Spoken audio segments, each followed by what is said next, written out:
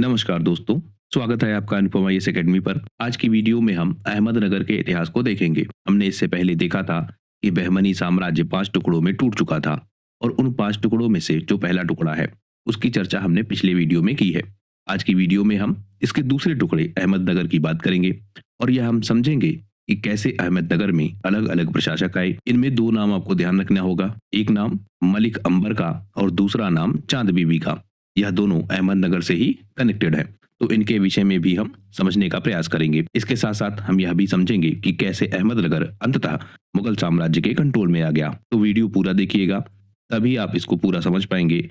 और इसके बाद जब हम मराठा साम्राज्य को पढ़ेंगे, तो उसके लिए भी यह वीडियो आपका बेस का काम करेगा, क्योंकि यहीं से मराठा साम्राज्य भी शक्तिशाली होगा। तो मैं अनुपम तिवारी स्वागत करता हूं आपका अपने इस यूट्यूब चैनल पर। आइए देखें अहमदनगर के इतिहास को। सबसे पहले हम कनेक्टिविटी के लिए इसको प्राचीन काल से देख लेते हैं। जब हम प्राचीन काल में देखते हैं, तो यहाँ पर सातवाहन वंश और उसके बाद राष्ट्रकूट वंश का शासन हमको दिखता है। उसके साथ साथ जब हम बात करते हैं यादव वंश की, तो वह भी यहाँ पर प्रभावशाली रूप से बना हुआ था। 13वीं शताब्दी का काल आते आते जो दिल्ली सल्तनत है, और दिल्ली सल्तनत में भी जो अलाउद्दीन खिलजी है, वह इस अहमदनगर को जीतकर गुलाम वंश में शामिल करता है। उसके बाद हम देखें 1490 में मलिक अहमद निजाम शाह, जब बहमनी साम्राज्य टूटता है, तो यह अहमदनगर में निजाम शाही वंश की नींव डालता है। तो अहमदनगर से कनेक्टेड कौन सा है? निजाम शाही वंश। यह आप ध्यान रखेंगे। बाद में यहीं पर अहमदनगर किले का भी निर्माण करवाया जाता है। उसके बाद हम देखते हैं 17वीं सदी में यही अहमदनगर मुगल और मराठा संघर्ष का केंद्र बनता है।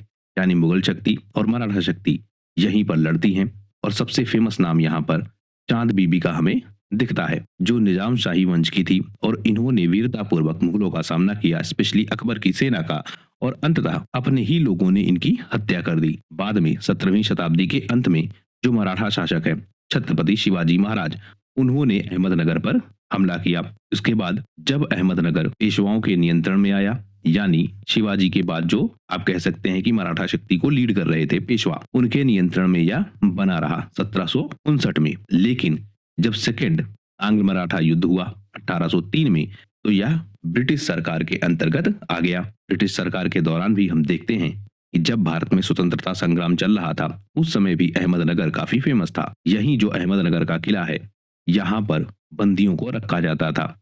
भारत में भारत छोड़ो आंदोलन चल रहा था, और उस आंदोलन के दौरान जो भारतीय थे, उनको ब्रिटिश यहीं पर लाकर बंद करते थे। यानी सजा खाने के रूप में भी इसका इस्तेमाल किया जाता है। इसमें सबसे फेमस नाम हमको जवाहरलाल नेहरू का मिलता है। यहीं पर यानी अहमदनगर के किले में जब जवाहरलाल नेहरू को बंद किया गया था, तो उन्होंने एक बहुत फेमस पुस्तक लिखी, डिस्कवरी ऑफ इंडिया, यानी भारत एक खोज। तो इस तरह से जो अहमदनगर है, वह प्राचीन काल से लेकर आधुनिक काल तक बहुत इंपॉर्टेंट है। बहमनी साम्राज्य के दौरान भी यह शक्ति का केंद्र था। उसके बाद जब निजामशाही स्थापित हुई, तब भी यह शक्ति का केंद्र था। बाद में जब मराठा साम्राज्य उदित हुआ, तो वह भी इस पर अधिकार करने का प्रयास करता है। फिर ब्रिटिश साम्राज्य के लोग भी इस पर अपना अधिकार स्थापित करते हैं, और इस तरह एक पूरी जर्नी है अहमदनगर की, जो इसे इंपॉर्टेंट बनाती है। यानी इतिहास में इसकी जो भूमिका है, उसे हम समझ पाते हैं। आज का हमारा टॉपिक है निजामशाही, यानी हम निजामशाही को ठीक से समझना चाहेंगे कि वह अहमदनगर में कैसे विकसित हुई और किस प्रकार से उसका पतन हुआ। सबसे पहले हम देखते हैं कि मलिक अहमद निजाम शाह 1490 में बहमनी साम्राज्य से अलग होकर इस निजामशाही या अहमदनगर में निजामशाही की स्थापना करता है। यह आपका जो मलिक अहमद है, यह है कौन? जब बहमनी साम्राज्य में महमूद गवाह को प्राणदंड दिया गया था, यानी महमूद गवाह एक वजीर था, और वजीर को प्राणदंड दिया गया था, उसको मार दिया गया था। क्यों मारा गया था? क्योंकि एक जाली पत्र जारी किया गया था, जो दरबारी गुटबाजी थी, उस गुटबाजी के कारण इसको मारा गया था। और मारने के पीछे जो कारण था, वह यह था कि इसका प्रभाव बहुत बढ़ता जा रहा था। दरबार के जो अन्य लोग थे, वह इससे काफी परेशान हो चुके थे। यानी उनको अपनी शक्ति के पीछे एक खतरा दिख रहा था महमूद गवाह के रूप में। महमूद गवाह लगातार अपनी शक्ति को बढ़ा रहा था। उन सब कारणों से इसे मारा गया, और जब महमूद गवाह को मारा गया, उसके बाद इसी मलिक अहमद निजाम शाह को वजीर नियुक्त किया गया था। तो बहमनी साम्राज्य में यह एक वजीर था। लेकिन जब बहमनी साम्राज्य कमजोर हुआ, तो इसने अपनी स्वतंत्र शासन व्यवस्था स्थापित कर ली, और अपनी राजधानी जन्नौर से अहमदनगर में ट्रांसफर कर दी। तो इस तरह अहमद शाह ने या मलिक अहमद निजाम शाह ने निजामशाही की स्थापना की अहमदनगर के क्षेत्र में। तो अहमदनगर एक स्वतंत्र शक्ति का केंद्र बन गया। इसके प्रमुख सुल्तानों को हम देख लेते हैं। क्रम आपको नहीं ध्यान रखना है, कुछ सुल्तान जो बहुत इंपॉर्टेंट है सिर्फ हमको उन्हें ध्यान रखना है। हम कनेक्टिविटी के लिए सिर्फ इनको देख रहे हैं कि जितने भी यह सुल्तान हैं जिन्होंने निजामशाही के तहत अहमदनगर में शासन किया है वह सुल्तान है कौन से। लेकिन मैं फिर आपसे कहूंगा सारे सुल्तान आपको नहीं याद रखने हैं, कुछ जो प्रमुख सुल्तान हैं उनके विषय में हम देखेंगे। हम बात कर रहे हैं सबसे पहले अहमद निजाम शाह की। यह 1490 से 1508 तक शासन को चलाता है। उसके बाद बुरहान निजाम शाह प्रथम 1508 से 1553 तक। उसके बाद हुसैन निजाम शाह प्रथम 1553 से 1565 तक। फिर मिर्जा अली 1565 से 1574 तक। उसके बाद मुर्तजा निजाम शाह प्रथम 1574 से 1588 तक। उसके बाद हुसैन निजाम शाह द्वितीय 1588 से 1590 तक। फिर इब्राहिम निजाम शाह 1590 से 1595 तक। उसके बाद अहमद निजाम शाह द्वितीय 1595 से 1600 तक। ये जो सुल्तान है इसे आप जरूर ध्यान रखिएगा, यह काफी इंपॉर्टेंट है। उसके बाद बुरहान निजाम शाह द्वितीय 1600 से 1610 तक। फिर मुर्तजा निजाम शाह द्वितीय 1610 से 1631 तक। और फिर हुसैन निजाम शाह तृतीय 1631 से 1633 तक। उसके बाद मुर्तजा निजाम शाह तृतीय 1633 से 1636 तक। तो इस तरह यह सारे प्रमुख सुल्तान है कहाँ के, अहमदनगर के। लेकिन आपको ध्यान क्या क्या रखना है, एक आपको ध्यान रखना है अहमद निजाम शाह जिसने स्थापना की है। एक आपको ध्यान रखना है अहमद निजाम शाह द्वितीय। यह क्यों याद रखना है अभी हम इसकी चर्चा करेंगे। फिर हमको याद रखना है बुरहान निजाम शाह 1600 से लेकर 1610 तक। यही तीन आपको याद रखने हैं, सबसे ज्यादा इंपॉर्टेंट यही है। और अगर आप चाहे तो जो अंतिम सुल्तान है मुर्तजा निजाम शाह तृतीय, इसे भी याद रख सकते हैं। तो प्रमुख सुल्तान हो गए। अब हम देख लेते हैं जो यह सुल्तान है इन्होंने सबसे मुख्य कार्य क्या किए हैं।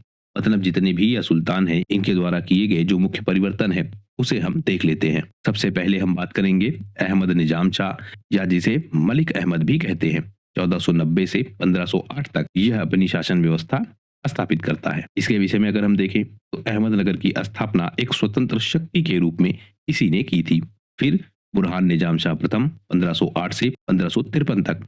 बहुत कम उम्र में यह शासक बना था, 7 साल की इसकी उम्र थी और उस कारण बहुत ज्यादा परिवर्तन यह नहीं कर पाता है। लेकिन हम यह भी देखते हैं कि जो शिया इस्लाम धर्म है उसको यह प्रमोट करता है। आपको अगर बहमनी साम्राज्य याद हो, हमने जब बहमनी साम्राज्य को देखा था तो यह पाया था कि जो सुन्नी इस्लाम है वह इस्लाम ज्यादा फेमस था बहमनी साम्राज्य में। इसीलिए जो अन्य शक्तियां यह उदित हो रही हैं इनमें हम देख पा रहे हैं कि जो आपका शिया इस्लाम है वह ज्यादा इंपॉर्टेंट है, यानी उसको ज्यादा प्राथमिकता दी जा रही है। जो बुरहान निजाम शाह है इसकी उम्र क्योंकि बहुत कम होती है तो जो इसका प्रशासन है वह चलाता है मुकम्मल खां दक्कनी, यानी मुख्य रूप से प्रशासन को यही चलाता है। प्रशासन की जो पूरी पकड़ है या प्रशासन पर जो पूरा अधिकार है वह हमको इसी का दिखता है।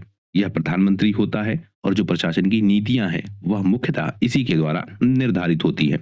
उसके बाद हुसैन निजाम शाह प्रथम 1553 से 1565 तक। इसके समय कई सारे परिवर्तन होते हैं।